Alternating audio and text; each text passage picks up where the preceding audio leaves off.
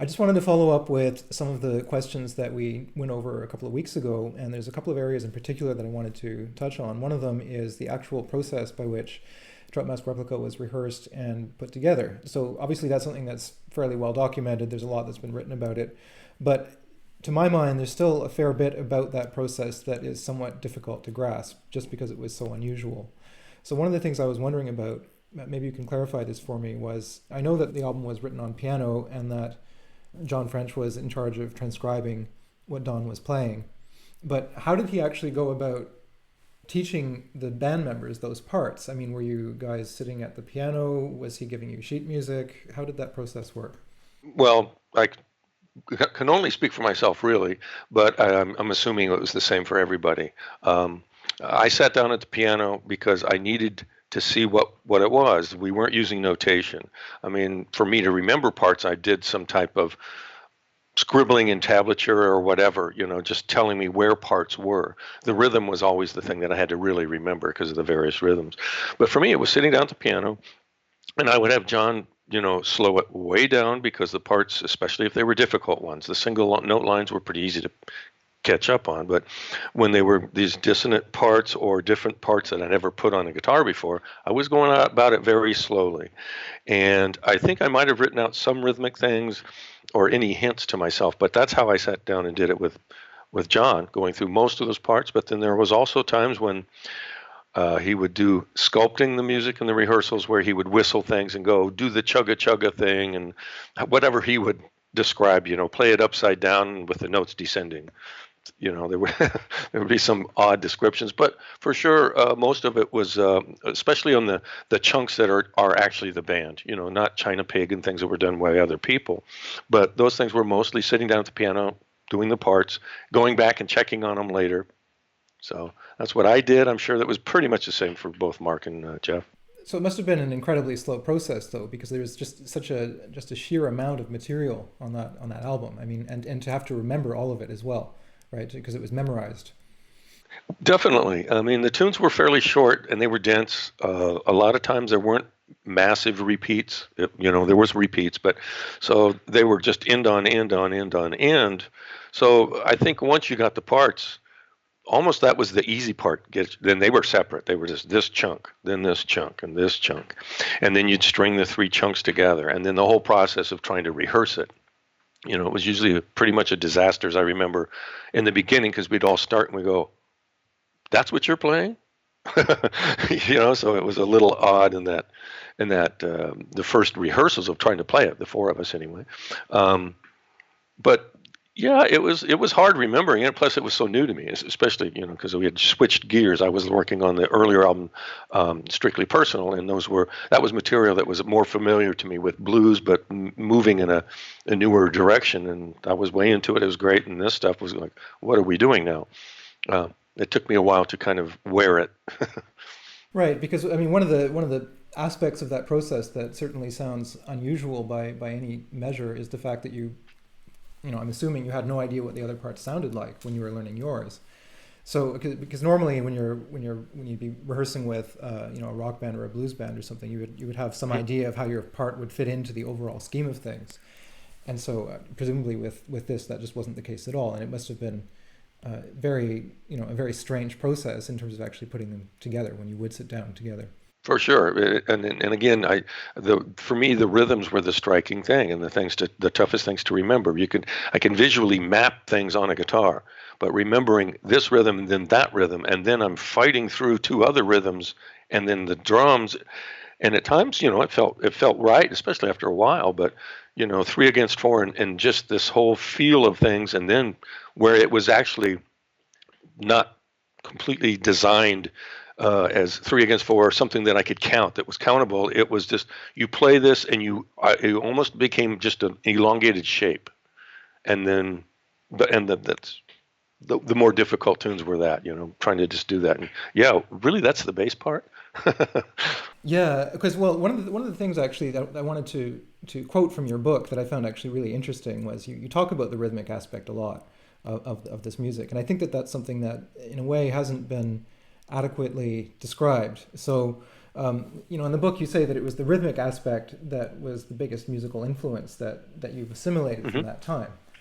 And you also go on to say that the actual notes themselves, in a certain sense, were sort of interchangeable. So I wonder if you could develop that a little bit. So first of all, how would you describe the rhythmic aspect of the music, and how have you assimilated it into your playing today? Jazzier, a simple, dun dun dun dun, Afro jazz, Coltrane influence. Those influences were the rhythm, and that got me into listening to more aggressive jazz types of things, and then Ornette Coleman and free things and all that. But the rhythmic thing was the part.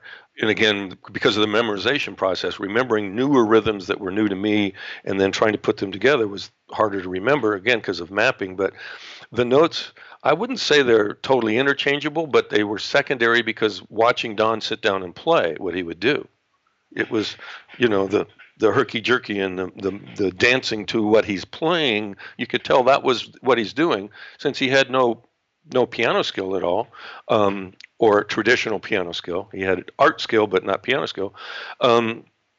It was the rhythm, and then he'd kind of chip away, and yeah, that's good. So I don't know, and I know that at times when we played things, I was 2 frets off or a fret off or something. He would never know that. So John would, though. I think a lot of the times, are you doing that right? So he had pretty good ownership of the parts. That I remember anyway. So Don would have been going at things in terms of a rhythmic feel primarily, right? And then the notes were would be sort of hung on to that in a way. Right, a texture. Almost like a texture. Oh, yeah, okay. Yeah. Okay, that's quite interesting. The other thing I was wondering with regards to that was that the parts were written on a piano, and not in a conventional way, since Don obviously wasn't a piano player. And I gather that he was sort of trying to feel his way along and write these things as he was going. So how do you take something that's written with complete disregard for guitar technique, right? Because I'm assuming he didn't have the slightest notion of finger positions or the way the strings are tuned on a guitar or anything like that. Or playing like this, when you're that wide, it's out of the range of the instrument. Sorry I interrupted there, but. Well, first of all, is that true? Did he have some notion of guitar technique? Because, I've read some things that give me the impression that he had preferences in terms of string thickness and stuff like that, and the way he wanted the attacks to sound. And the attack, right. But it didn't go beyond that? No, because I remember, I have one sitting here, showing him this, and it was an A chord, and he was, from his blues background, and he'd be going...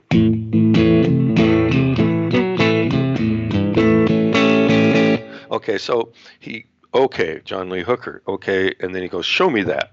And I'd show him how to do it, and then he'd sit there and go, learn this part. So it came from an area of him doing that, and he'd bang out some parts. But again, I still think that it came from what rhythm he was trying to get across and a feel that he had. And this is totally a guess, not wanting us to bring our very pedestrian licks into the mess, right? So by him designing it with those feels and keeping us away from making it guitaristic, and the piano took it away from that, that's what gave it the character. It's hard to imagine he wasn't quite aware of that, but that was never a conversation. So he did have sort of guitar styles in mind when he was writing the parts. It wasn't completely abstract. No, this thing that was the first time I had come across this, and it's a very blues-based thing, where you're playing. A lot of the parts had that in it, and especially as we got into Decals, and then there was a lot of things in E flat because of the black keys. So it had that dark sound, and I tuned my E string down to E flat. But that type of technique where he'd want you get the rhythm in there, hit it harder, and it wasn't something. And now I got finger picks and I can't mute.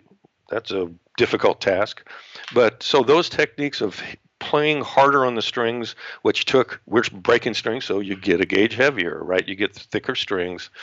I think we did a poor job of one thing of our choosing the amplification. The amplification in those days was solid state amps, and there was a thin crashy, nasty tone that came out of it. So the combination of me playing a Telecaster with, and I'm a spiny player anyway, with finger picks, heavy strings through a crappy amp, it created a sound. I mean, I don't know that he was aware of that. I think that's something that we could have done better, is better amplification. But the parts he did want them overplayed, stunning the strings past their normal, what they'd want to vibrate. That was pretty consistent. So, and the thing with the amplifiers, I mean, was that a decision that somebody made that they wanted that particular sound, or is it just a matter of, not having the money for better amps, or yeah, okay. Money. Okay. We were playing at one point. There was these old silver tone amps. They were really good for what they were. The whole band's playing through it. I mean, 2 guitars and bass into one little amp, and it amazed that it withstood that. But and then honestly, I don't remember what I was playing through on the Trout Mass sessions. I think I was playing through a Twin or some type of Fender rented amp. Well, you mentioned also this idea that he didn't want you doing these sort of standard licks, right? He wanted a different quality. And there's actually something in your book that relates to that, which I think is quite interesting, where you say that if he had told you directly what to play, it would have given you too much control over the music, right? It would have the process would have been too straightforward somehow, I guess. Yes, And exactly. so you say that he kept control by sort of, I guess, by giving somewhat vague instructions, but also by waiting until it sounded like something he liked rather than something he intended. And I just find that incredibly interesting, right? Because That's exactly right. That's exactly right. it's so interesting because normally, if you're a composer or a songwriter and you sit down to write something, you start with an idea and an intention of some kind, and you try to get as close to that as you can. And with him, it's like it was completely upside down. Well, I think there was intention, or at least an intention to please himself. But no, it wasn't like when you sit down and you notate and you go, okay, this is a beautiful section. Okay, how do I do this? How do I modulate or do whatever you're going to do technically? There was none of that. But I think he had a feel for something in mind and then sculpted the band as we were playing. So that would change parts like that. I think that wasn't always. There was no one way that it was all done. But I think the idea of just moving it around and changing things and whistling and giving descriptions and keeping us away for two days talking and being dead tired. Zombies, you're going to do anything. Yes, take me to my leader. So there was that aspect to it as well that was going Yeah, on. Yeah. there was a big part of that aspect. Yeah. So can you tell me just about the bass parts on these pieces? I don't know if you have much recollection of those, but I mean, one thing I talk about in my Friendland video is the fact that they contain chords, which is really unusual. And I'm just curious as to how that came about, if you had any, if you remember discussing that with Mark Boston at the time, or how those sorts of bass parts evolved, because it's not something you would normally give to a bass player. I think 2 things. Well, I mean, I remember Mark's reaction. Really? I'm doing what? But we all were doing that. I'm going to guess here that I think these were parts. And Don was not going, oh, it's a bass part. These are parts. I don't know how much change went from what Don said, who was doing what, and John saying who's doing what, or what that's a conversation I just was not privy to. I don't know. That would be up to John. But I think it was just that there were parts. And then, well, why can't you play those notes? What's wrong with you? I mean, why can't you play that note that's not on the guitar, or 7 notes at a time? And, what's wrong with you? So it was confrontational in that way. So there was no choice to do it. But I think that they were 3 equal parts rather than this is the low end and this is the foundation and we need this root played and those types of things. I just think it was 3 parts. Maybe not all the time. And I don't know how much, like I said, John had to do with, well, that's probably what Mark should play. So it's as though the bass is almost a third guitar in a sense, right? I mean, yes, yeah, yes, yeah, just a lower register, and it evolved his technique quite nicely. And when he in later groups, when he started playing guitar, he was pretty heavy-handed because of trying to do that physically, but it made that transition a lot easier for him, I think.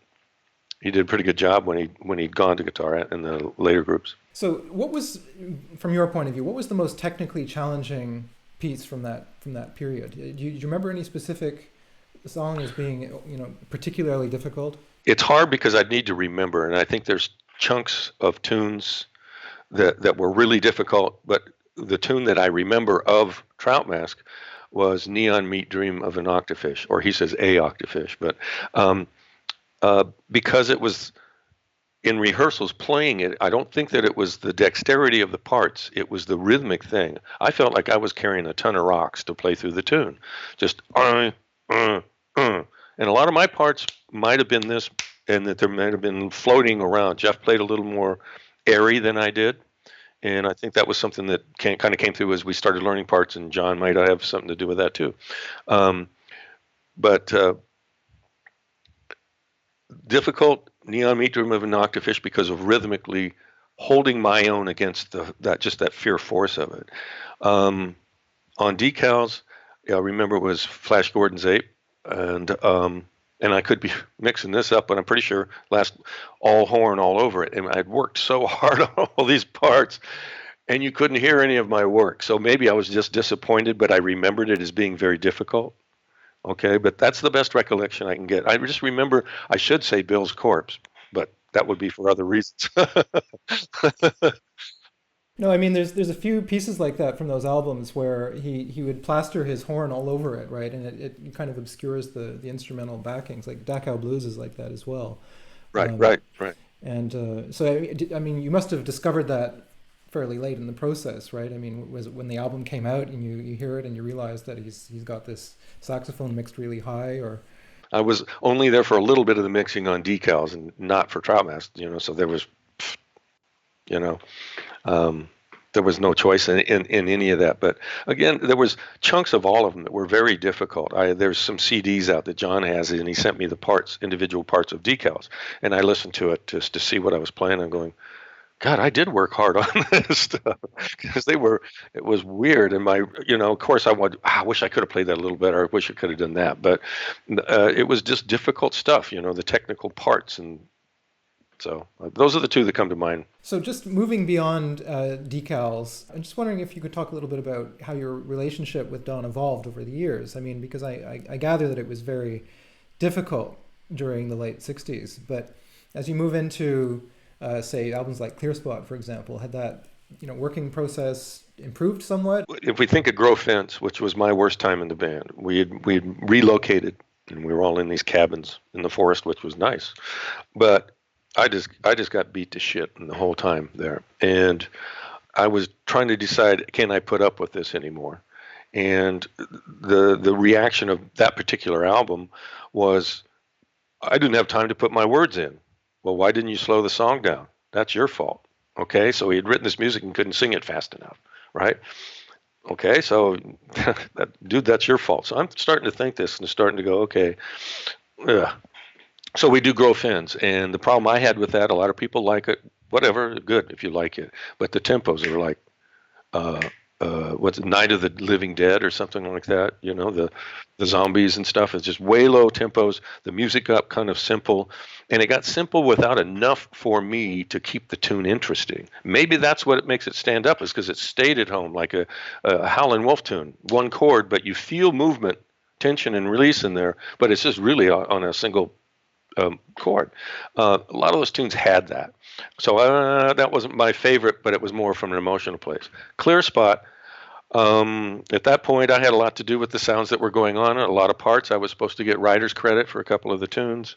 Clear Spot and Low Yo-Yo and Crazy Little Thing. All three of those were things that I was doing.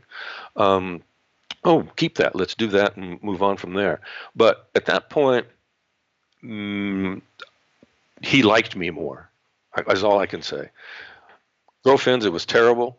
And then by the time we got to Clear Spot, I was the one that was, we had split up, and I was living real close to Don, and we were doing these things, and we would just, there was more of a social connection at that point. Well, that was probably the first time. And plus, I was still working on my parts and stuff. I was not a good practicer back then. It was just playing the music. So in Clear Spot, a big part of it was Ted Templeman, because he was a producer, and we're in the studio, and Warner Brothers is spending money on us the first time. Okay, it wasn't like a quickie 2-day studio thing. It took us a while, and because of that, and Ted saying, "Get out of the room, Don. You're a fool. You're messing things up. Get out of here, and you're messing up your own music." So the sonic quality of Clear Spot for its time, and then the production was something new to me. So that was a whole new idea of what it was. And then there was a lot of me in parts. I did a lot of overdubs here and there and played mandolin and things that I didn't know how to play. I just figured out a part. And then there was enough, just an edge with golden birdies and things in it to where it goes, oh, they still can come from somewhere else. And then, of course, the last one, which was terrible. You're referring to Unconditionally Guaranteed. Yeah. Yeah. So what I don't really get is, Clear Spot is such an amazing record, and it's like a renaissance for him, because it's got that Beefheart quality to it, and it's really interesting and fresh and original sounding. Plus, it's got a more what would you call it, communicative aspect to it. Like, you could plausibly see those songs being popular on the radio and stuff like that. So he puts out this amazing record, that you guys did, and it's so amazing. And then he follows that with Unconditionally Guaranteed. So wait, what happened, between the two albums? The management, I'll leave it at that. Okay. And Don wanted some money, and he started feeling better about, wait, I can make some money here. I want to do an album that sells. I want to do that. Okay. And that was definitely what had happened. We had a nice rehearsal place right on the ocean. It was beautiful. And we're doing these tunes. And Alex had rejoined the band, Alex St. Clair from the original band. And we're doing these simple tunes, and we're all kind of, but Don was out of the way.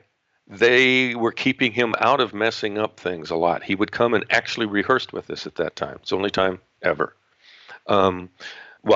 He would sing a song or two here and there, but never an official rehearsal. We had official rehearsals, and he showed up, so that was interesting. And then any weirdness where he's trying to blame somebody for messing up the song when he got lost, the management would say, wait a minute, Don, let's So I think the management had a lot to do with saying, hey, you're going to make some money. We're going to sign some contracts. You're going to get all the money, just like always. Still, always that was the case. And that's our fault. But it was that. It was going to get, we're going to sell a record, and you guys got cachet, and we're going to do this. And we go down to record the album, and all of us, I think we're kind of going, okay, boy, some of these tunes are really, really? Okay. It was hard to, and being 6 years of time and being that age, it was hard to cut the cord. It really was, to go, okay, this music sucks. If I'm suffering and I'm poor, why am I doing lousy music at the same time? But that was the ultimate thing. And we go in the studio, and then these other players are brought in, and for solos and things like that, and I go, really? 6 years and I haven't been allowed to play a solo? Really? It's like, So it was just time. It was just time at that point. But it was money. I thought Don thought he was going to finally make some money, and he liked that, wanted to buy a house. He had a new car. That was new to him.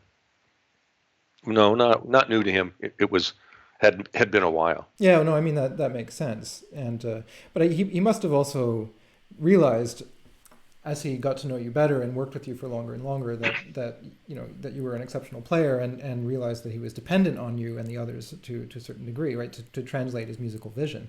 So I get the sense that maybe at the beginning he might not have fully grasped that, how fortunate he was to have those kinds of musicians in his midst. Did you get a sense that he became aware of that as you moved forward? Maybe not till after we left. I think he somehow was aware of that. I don't know the conversations with management.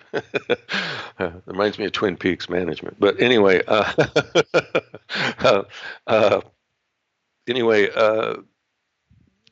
think he might have been aware of that, but he was just, when you learn, it's like a bad marriage. You learn how to treat each other crappy, and you stay like that. And that's what it was. We were used to that, but the overt abuse and weirdness, 90% of that was gone at this time. So there was a breath of, wow, this is better. So maybe I'm just trying to think about it now, because I haven't thought about this for a long time. Maybe that's what kept me in it, doing lousy music, thinking, oh wow, maybe I'll get a paycheck too, and maybe something's going to happen. But But I think he realized, I'm sure he realized it when they said, okay, now we're on tour and they're not here anymore. And that wasn't meant to stab him at all. It was just, this is too much. And I remember I went and talked to Art Tripp and I said, this is just too much. We're not going to make any money. We're going to go on the road playing crappy music. I'm out of here. And he goes, me too. And then Mark at the same time. So it was pretty right thing to do. No intent to hurt him, but he deserved it. I mean, he paved his own road for that. So yeah, after a certain amount of time, resentment just builds and builds, and then it gets to a point where it can't be repaired, I guess. And did you ever consider rejoining after the Mallard experience? No, not at all. Because of the Mallard thing, and I got to give Mark a lot of credit for that. He really wanted to stay busy. I was going, I can breathe. The music business can't wait to lose more money or not get any money in a new situation. It was just, I wasn't ready for it. But Mark stayed there, and he made his connection with Ian Anderson, and which kind of started the Mallard thing. And so I'm in Mallard, and because of Bill Shumo, the manager, and all of that, I became kind of the guy. And John came and then left, didn't want to do that. Art was there for the first and then not the second. But that, I'm kind of losing my train of thought here. I'm thinking of the Mallard stuff, but I was burnt out. So I didn't want to keep going after that. And so there was no thought, now I'm back on track, of rejoining the Beefheart band. I don't think I was ever asked, but Don went all crazy over me a couple of times. God, you're the best guitar player on earth and all this. I think he might have been trying to drag me into that, but I was done. I was just done, and I moved to Oregon and played classic guitar for 6 years to hide. So there's a beautiful piece on the first Mallard album, Yellow, which is just you playing solo. And I was just curious as to what that came out of. I mean, does that show the direction that you would eventually be going in terms of learning classic guitar and learning a very different technique? How did that arise? Right after the Beefheart thing, and starting Mallard, I started to practice again, which I'd done at 13 and 14 years old. So I'm going through scales, chords, arpeggios, and things, and not so chordal then, but it was just like, I got to learn the language. And I was just starting to play nylon string guitar and was just trying to teach myself how to read, because I tried to learn a piece I can't remember who it was, not Leyenda, but it's Albanese, a piece, and I did it by ear. Okay, well, that took me weeks. And then I went, this is stupid. And then I just started reading notes and this isn't that hard, because I'd done it as a kid, and I learned the next piece in a few minutes, you know what I mean, or 10 minutes. I could, not to play it, to perform it, but I went through the piece and I go, duh, where have I been? So the nylon string guitar was part of that, and I was starting to practice, and I had purchased a reasonable classic guitar, and so that started that process. And Yellow was actually in a tuning. I can't even remember it. I think it's in an open tuning or just dropped D. I can't remember right now. But that was just what I was working into. I thank you for the compliment, but I listened to it, and it's kind of tough because that's when I started and played for 6-7 years. That's all I did. I was just at the end started getting back into electric guitar and playing jazzier things and trying to learn, But that was the start of that. Okay, interesting. Yeah, and I really like that piece, actually. Well, thank you. I just have one last question, and that's actually relating to what I presume are your musical beginnings. So that's the Delta blues style, which is something that I'm just interested in hearing a little bit about, because you mentioned with regards to Big Eyed Beans from Venus, right, from Clear Spot, that it had all of the elements of the Beefheart style that you expected you would be playing when you joined the band initially. Right, mm-hmm. But then you were confronted with all the Trout Mask craziness and all that kind of thing, and you didn't get to play that style initially. So, and you say that it's based on a Delta blues rhythm with this sort of right hand finger style. So, yeah. I wonder if you can maybe demonstrate that or just talk a little bit about that style. Because, Oh, you're putting me on this. I don't think I can do it because I don't know the piece, but. Can you hear that? It's the right hand. That was the first thing Jeff Cotton showed me when I got in the band. It was just this. Okay, so that's a delta rhythm, and that might have been a Jerry McGee thing when he was in the group or something like that. But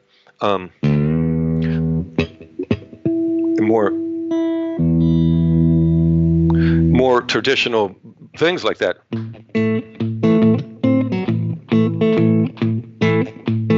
Right, and that went into slide stuff, right? Okay, so that was the very first things that we were doing that ended up being some Sugar and Spikes. Was that okay? I can't remember. Sorry, too long ago. But those were the first. That was the thing where learning this rhythm, and then that's where the finger picks started showing up. And I had done a little bit of finger playing at that time, But again, this is when I first joined the band at 19. So I'd played bluesy things before, of course, but not with right-hand technique like that. And I'd done a little bit of slide, but I hadn't really worked hard on open tuning and learning those things. So that was school for Bill, and I think Don had a lot to do with that, for sure. So the right-hand technique and the use of the slide, those are characteristic of Delta blues as opposed to other styles of blues playing. Right. Yeah. Open tuning, where you have, Robert Johnson, anything along those lines. And I'm not that studied. I mean, I am a blues player at the heart, and that's kind of what started that. And I mean, way before that, from Wolfman Jack, hearing that from Mexico in Southern California, listening to Howlin' Wolf and Beefheart, because I was like in 15 or whatever when they were doing their thing, and then ushered that in. But getting into the more articulate way of playing right-hand technique, that was new to me at that point. Wonderful. Well, that covers everything. So thanks so much for talking to me a second time.